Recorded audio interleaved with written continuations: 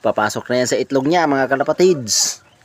So ayan, 4:30 na ng hapon, kaya magpapatuka na tayo mga kalapatids. So ayan po, update po natin yung mga kalapatids natin, yung mga kalapati natin, yung mga ibon natin, mga warriors. Papatukain natin kasi wala nang laman yung butsi ng mga inakay nila mga kalapatids. Kaya ayan, masayang nagtutukaan na yung mga kalapati natin mga kalapatids.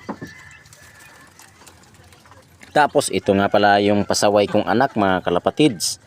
Ito yung nag-aalaga din sa kalapati ko, kaya kinukonsinti ko na lang yung anak ko mga kalapatids.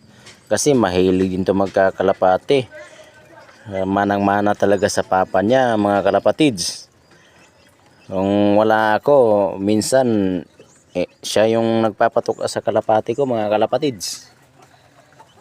Kaya mga kalapatids, thank you and God bless mga kalapatids. Subscribe, like and follow Ladiloop TV sa YouTube channel.